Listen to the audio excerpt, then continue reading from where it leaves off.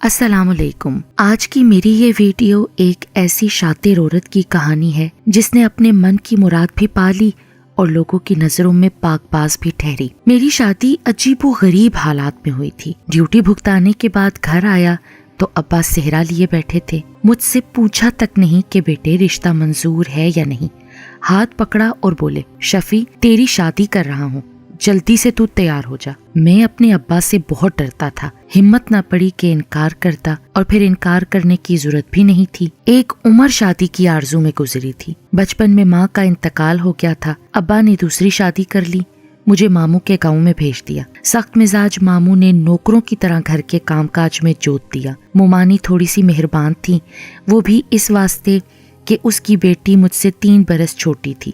اس کا خیال تھا کہ بیٹی کا بر گھر میں موجود ہے، ادھر ادھر ڈھونڈنے کی ضرورت نہیں پڑے گی، مگر مجھے معلوم تھا اس لڑکی کا مجھ سے نبھا مشکل سے ہوگا۔ ضدی اور مغرور عورت مجھ سے ہمیشہ چڑی رہتی تھی، مجھے بار بار تانا دیتی کہ مجھے اس کے باپ نے پالا ہے۔ وہ بالکل اپنے خود سر باپ کی تصویر تھی، کم ظرف اور غصیلی۔ اللہ نے مجھ پر مہربانی کی، اس کا کسی سے عشق چل گیا۔ اپنی ماں کے دشمنوں میں کسی گبرو پر اس کا دل آ گیا۔ ماں کو اسی بات کا خطرہ تھا جو ہو کر رہا۔ رضیہ اس کی خاطر گھر بار چھوڑ کر فرار ہو گئی۔ اس وقت میں 17 سال کا تھا۔ مومانی نے بیٹی کا بدلہ مجھ سے لیا، مجھے نامرد ہونے کا تانا دیتی تھی، کہتی تھی ارے تو کیسا مرد تھا جو بچپن سے اس کے ساتھ رہا، پھر بھی تو ایک عورت کا دل نہ جیت سکا۔ بات معقول تھی، میرے دل کو لگ گئی۔ چپکے سے گھر چھوڑ کر ابا کے پاس آ گیا۔ اس وقت تک میری سوتیلی ماں کا بھی انتقال ہو چکا تھا، 3 بچے تھے۔ ابا نے مجھے سینے سے لگا کر خوب پیار کیا اور کہنے لگے یہ میری غلطی تھی کہ اپنی جوان اولاد کو اب تک اپنی نظروں سے دور رکھا۔ وہ خود بوڑھے ہو چکے تھے، گھر کا سارا بار مجھ پر آ گرا۔ میں خود بھی نہیں چاہتا تھا کہ وہ اس عمر میں میلوں پیدل چل کر دھوپ میں مزدوری کریں۔ محنت کی عادت تو مجھ میں بچپن سے رچ بس گئی تھی۔ اپنی کوششوں سے چپڑاسی کی ملازمت حاصل کی اور ایک تحصیلدار کی عنایت سے تھوڑی بہت کمائی بھی ملنے لگی۔ تنگ دستی سے نجات ملی۔ اپنی دونوں سوتیلی بہنوں کی شادی کی۔ چھوٹے بھائی کو میں پڑھانا چاہتا تھا پر وہ کمبخت نکما نکلا، آوارگی میں پڑ گیا۔ ڈانٹ ڈپٹ کی تو بھاگ گیا۔ ابا کو اس سے بڑی محبت تھی، اس کے غم میں بیمار پڑ گئے۔ وہ دن میرے لیے بڑی مصیبتوں کے تھے۔ باپ کی تیمارداری کرنا، کھانا پکانا، ملازمت کرنا، یہ سب کچھ مجھے ہی کرنا پڑ رہا تھا۔ انہی دنوں ابا نے میری شادی کی ضرورت کو شدت سے محسوس کیا۔ سوتیلا بھائی شریف 2 ماہ بعد جوں ہی لوٹ کر آ گیا۔ ابا نے اسے اس کے ماموں کے پاس ساہیوال ملازمت دلوا دی، پھر وہ وہیں رہنے لگا، اور اب ابا کو میری شادی کی فکر تھی۔ میں 30 برس سے اوپر کا ہو چلا تھا۔ مومانی کا تانا دل میں گڑا ہوا تھا کہ آخر میں کیسا مرد ہوں کہ ایک عورت کا دل نہ جیت سکا۔ کبھی کبھی سوچتا کہیں مومانی سچ ہی نہ کہہ رہی ہوں، مجھ میں وہ مردانگی ہو ہی نہ جو عورت کو مرد کا دیوانہ کرتی ہے۔ انہی بیکار سوچوں میں سارا وقت گزار دیا، کسی عورت کو بری نظر سے نہ دیکھا، اور آخر ایک بار ابا نے اچانک ہی یہ حکم دے دیا کہ شفیع بیٹے جلدی سے تیار ہو جا، آج شام تمہارا نکاح ہے۔ ہاتھ پاؤں خوشی سے پھول گئے۔ کبھی لگتا کہ کہیں یہ سب کچھ خواب ہی نہ ہو، لیکن میرا ابا بڑی سنجیدگی سے انتظام کرتا پھر رہا تھا۔ غریبوں کا انتظام ہی کیا، 2-4 جوڑے بہنوں نے تیار کر رکھے تھے۔ جھمکوں کی ایک جوڑی ابا نے مجھ سے چھپ کر خرید رکھی تھی۔ میں نے نتھ، ٹیکا اور چاندی کی پازیب خریدی۔ جھٹ پٹ چھوارے بھی آ گئے۔ تب ابا نے بتایا مولوی فدا حسین کی بیٹی سے تیرا نکاح ہے، بارات لاری سے 6 بجے جائے گی۔ آدھے گھنٹے کا سفر تھا۔ میں نے مولوی فدا حسین کا ابا سے تذکرہ بہت دفعہ سنا تھا، مجھے یہ خبر نہیں تھی کہ وہ آدمی کیسا ہے۔ ابا نے بتایا تھا کہ برے وقتوں میں مولوی فدا حسین نے بڑا ساتھ دیا ہے۔ خیر مجھے اس سے کیا، مجھے تو عورت ملنے کی خوشی تھی، باتیں کھل جاتی تھیں۔ کیا مولا نے چھپڑ پھاڑ کر خزانہ دیا ہے؟ نہ رشتہ ڈھونڈنا پڑا، نہ لمبی چوڑی تیاریاں کرنی پڑیں، بیٹھے بٹھائے میرے اللہ نے دولہا بنا دیا۔ بڑی شان سے سج دھج کر عورت بیانے گھر سے نکلا۔ ابا نے 2-4 دوست ہمراہ لیے۔ 7 بجے ہم لوگ کوٹا چھٹا پہنچے۔ نکاح ہوا، چھوارے بانٹے گئے، کھانا کھلایا۔ مولوی جو اب میرے سسر تھے، ان کا اصرار تھا کہ بارات رات کو ٹھہرے، لیکن ابا نے ان کی ایک نہ چلنے دی۔ رات کو 10 بجے رخصتی ہو گئی۔ لڑکی لے کر ہم گھر آ گئے۔ میں نے دلہن دیکھی اور اللہ کی شان کا قائل ہو گیا۔ ऊंचा रोशन माथा, उस पर भंवों के वो तीर और जगमग जगमग करती रोशन रोशन आंखें, अनाबी तरशे हुए होंठ और रंगत ऐसी कि हाथ लगाते हुए डर लगता था कि कहीं मैली ना हो जाए। मेरे तो ख्वाबों में भी ऐसा बांका हुस्न आया था। देखने में तो वो मिट्टी की हसीन मूरत थी, लेकिन जब उसने पहली ही रात मुझसे नाक चढ़ाकर बात की तो मेरी उमंगें ठिठर गईं कि मेरे अल्लाह, इस औरत को अपनी सूरत का इतना गरूर है, कहीं ये मुझे पैर की जूती ही ना समझ ले। दिल में फैसला किया कि अगर अब दब गया तो इस औरत ने मुझे गुलाम बना लेना है। वैसे भी मैं उन मर्दों में हूँ जो बिला वजह औरत के आगे पीछे नहीं फिरते। ये तो शरई एतबार से मेरी बीवी थी, इसे सारी उम्र मेरे साथ ही तो रहना था। ख्वाम ख्वाह दुम हिला हिला कर आगे पीछे फिरते रहने का फ़ायदा ही क्या था। अपनी चीज़ थी, बेसब्री कैसी। मैं ज़रा सा खिंच गया, लेकिन ये नुस्खा मेरे हक में अच्छा साबित न हुआ। वो और अकड़ गई और पहली रात की ये बेरुखी हमारी अज़दवाजी ज़िंदगी में सर्द महरी ले आई। वो बात करती तो मैं जवाब दे देता, वरना हम दोनों चुप चुप रहते। अब्बा मेरी शादी के बाद साहिवाल चले गए। मेरी दोनों बहनों का ससुराल दूर था। अपने दिल की बात किससे कहता। अब्बा कभी कभार मिलने आ जाते थे। मेरी बीवी उनकी बड़ी खिदमत मदारत करती। वो हजारों दुआएं देते फिर चले जाते। मुझे इस बात पर हैरत ज़रूर होती कि कैसी औरत है, अपने शोहर से रूखी फीकी रहती है मगर मेरे रिश्तेदारों से घुल मिल कर बातें करती है। मुझे बड़ी पॉलिसी बाज औरत लगती थी। 9वां महीना शुरू नहीं हुआ था कि मेरे यहाँ बेटा पैदा हो गया। मैं चाहता था कि बच्चे की पैदाइश उसके मेके में हो। वो अड़ियल ना मानी, बोली अब मेरा मेके से कोई ताल्लुक नहीं है, ये अब तेरी जिम्मेदारी है, अपने होने वाले बच्चे के मसाइल खुद हल कर।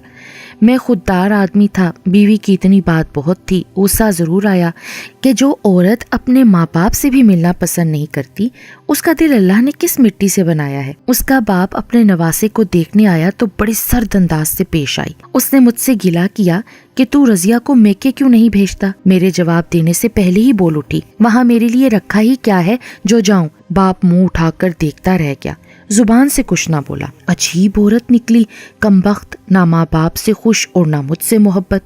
बस खिदमत किए जाती। वक्त गुजरता गया। मेरा बेटा साल भर का हुआ, तब मेरी सास की बीमारी की खबर आई। वो मेरी डांट डपट पर बड़ी मुश्किल से जाने के लिए राजी हुई।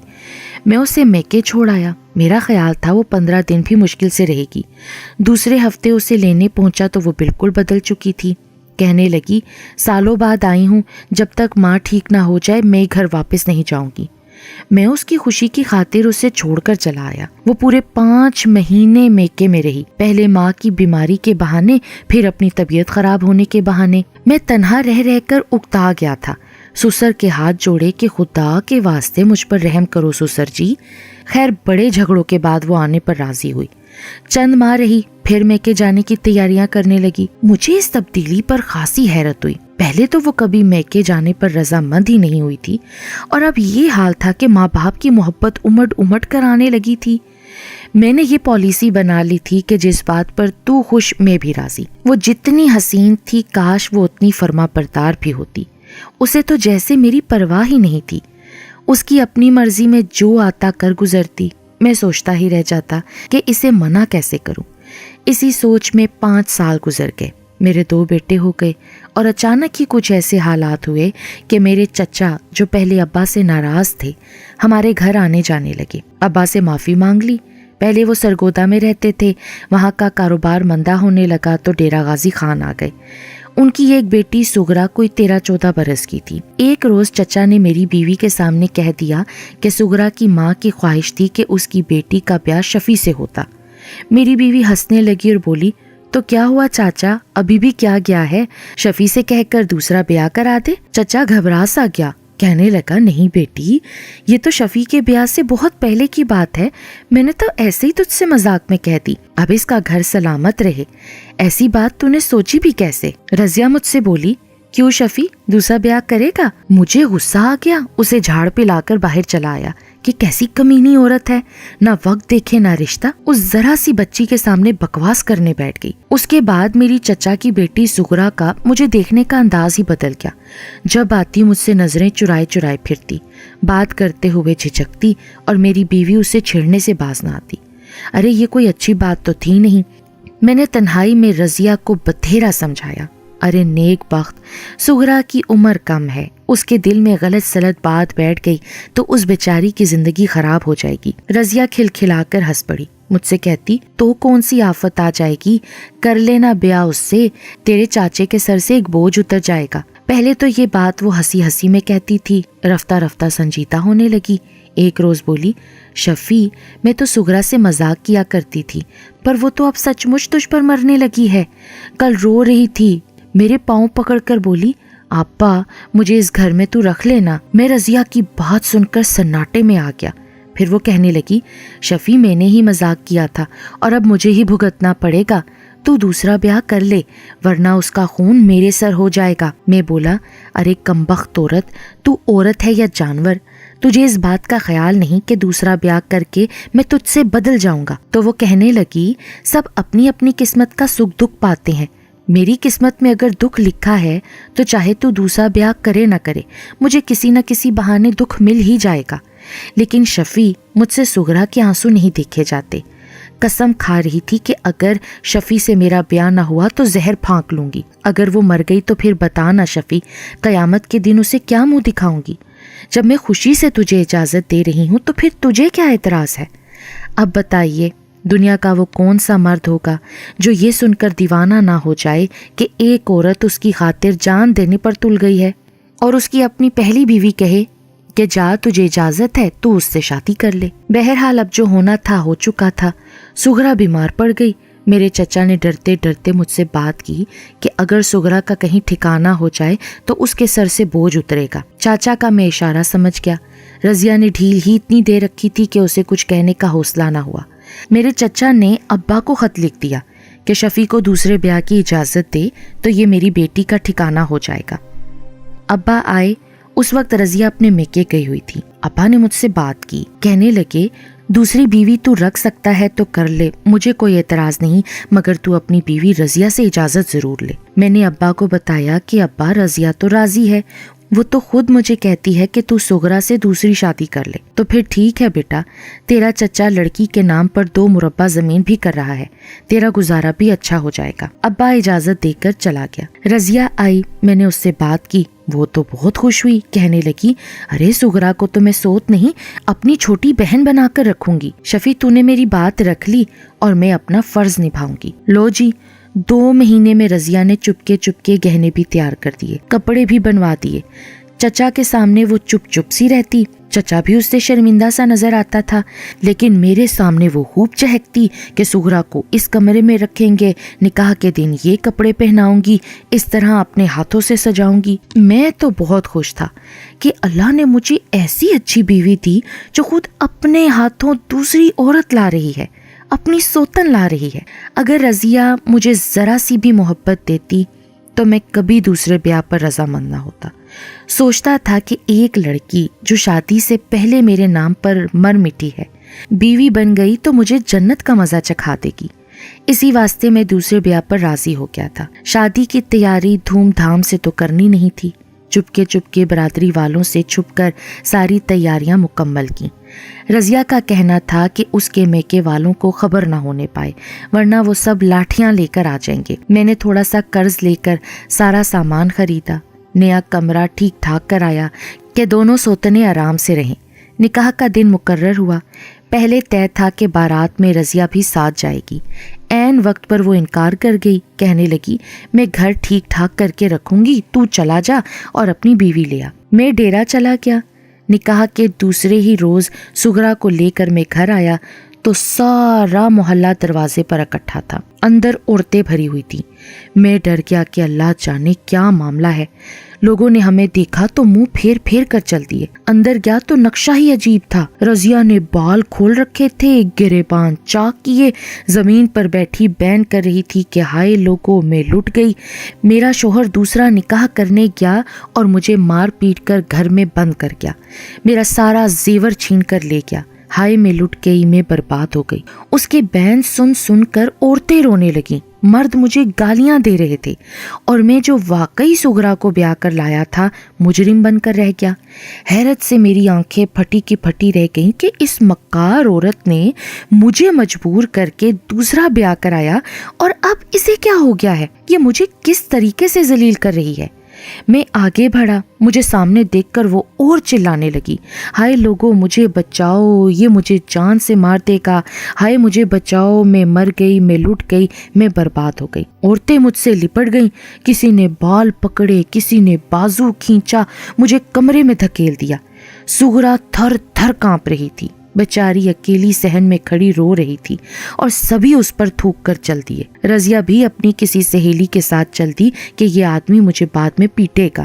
بچے دونوں چھوڑ گئی کہ اپنے پلے سنبھال، میں اب واپس نہیں آؤں گی، تیری نئی جورو پالے گی انہیں۔ اور پھر ہوا بھی یہی، وہ کمینی کمبخت واپس نہیں آئی، اپنے میکے بھی نہیں گئی۔ اب میں آپ کو کیا بتاؤں وہ کہاں گئی؟ وہ اپنے عاشق کے پاس چلی گئی۔ جی ہاں، عاشق، جس پر وہ بچپن سے جان چھڑکتی تھی۔ یہ حالات مجھے بعد میں معلوم ہوئے کہ جان محمد اس کے باپ کے رشتہ داروں میں سے تھا، دونوں کے بچپن سے تعلقات تھے۔ ایک دن رضیہ کی ماں کو پتہ چلا کہ اس کو تو حمل ٹھہر گیا ہے۔ ماں نے کوشش کر کے اس کی خلاصی کرا دی اور فوراً شادی طے کر دی، اور مجھ بے وقوف آدمی کو پھنسا دیا۔ میں نے کبھی اس کے بارے میں پوچھ گچھ بھی نہیں کی، نہ میں اس ٹائپ کا آدمی تھا جو ان چکروں میں پڑتا، اور میری اسی سادگی سے اس نے فائدہ اٹھایا، مجھے خوب الو بناتی رہی۔ میکے جانے سے اس لیے کتراتی رہی کہ جان محمد وہاں سے چلا گیا تھا، اسے مولوی صاحب نے مار پیٹ کر نکال دیا تھا۔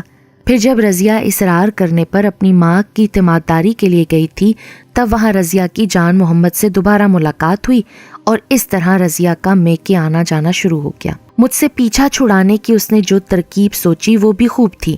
پہلے مذاق مذاق میں سغرا کو میرے قریب کر دیا، ادھر میرا ذہن ہموار کرتی رہی کہ دوسرا بیاہ کر لوں۔ جب میں راضی ہو گیا تو اپنے ہاتھ سے سارا سامان تیار کروایا۔ لوگوں کو خبر اس واسطے نہیں ہونے دی کہ کہیں اس کی اپنی اصلیت نہ کھل جائے اور اس کا ڈرامہ ناکام نہ ہو جائے۔ میں شادی کرنے گیا تب اس نے وویلا مچا کر لوگوں کی ہمدردی اپنی طرف کر لی، اور اس اسکیم میں پوری طرح کامیاب رہی۔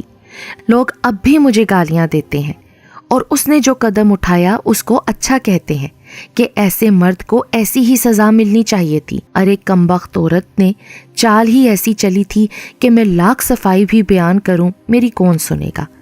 وہ خوبصورت تھی، لوگوں کے سامنے میری خدمت بھی خوب کرتی تھی، اپنے میکے بھی شروع میں بہت کم جاتی تھی، میرے رشتہ داروں کی خدمتیں کرتی تھی، یہاں کے لوگ اسے بڑی نیک خدمت گزار عورت سمجھتے تھے۔ لیکن اصلیت اس کی کیا تھی یہ تو یا اس کے گھر والے جانتے ہیں یا میں جانتا ہوں۔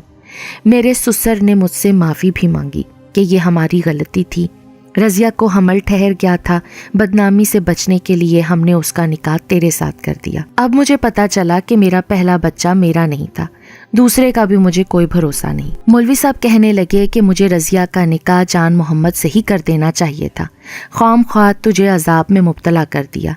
خیر اب جو ہوا اس کی معافی دے کر تو رضیہ کو طلاق دے دے۔ سغرا نے بھی مجھے مجبور کیا کہ وہ واپس تو آئے گی نہیں، اس لیے طلاق ہی دے دو تو بہتر ہے تاکہ وہ اپنا دوسرا گھر ہی بسا لے۔ جی تو نہیں چاہتا تھا کہ اس مکار سنگ دل عورت کو معاف کروں، مگر سغرا نے سمجھا بجھا کر طلاق دلوا دی۔ بچے اس نے لیے نہیں، کہلوا دیا کہ سغرا سے کہہ میں نے اس کی محبت کی لاج نبھائی ہے، شفیع سے اس کی شادی کرائی ہے، تو اس کے بدلے میرے بچوں کا خیال رکھے۔ یہ معلوم ہونے کے باوجود کہ بچہ میرا نہیں تھا، میں پھر بھی اسے اپنا ہی بچہ سمجھتا ہوں۔ وہ اپنے جس عاشق کے پاس گئی اس نے بھی بچے رکھنے سے انکار کر دیا تھا، لہٰذا سغرا نیک عورت تھی، اس نے بچوں کو پیار سے رکھا۔ پھر وہاں رضیہ نے جان محمد سے نکاح پڑھوا لیا۔ کبھی خیال آتا ہے تو عقل حیران ہونے لگتی ہے کہ کیسی چال باز عورت تھی، اپنے من کی مراد بھی پالی اور زمانے کے تانوں سے بھی بچ گئی۔ خیر جہاں رہے خوش رہے، اب مجھے اس سے کیا لینا دینا۔ سغرا نے مجھے بھی بے انتہا محبت دی، وہ میری خدمت گزار اور فرما بردار بیوی ہے، میں اس سے بہت خوش ہوں۔ میں شریف آدمی تھا، اچھا ہوا کہ اللہ تعالیٰ نے اس غلیظ عورت سے میری خود ہی جان چھڑوا دی۔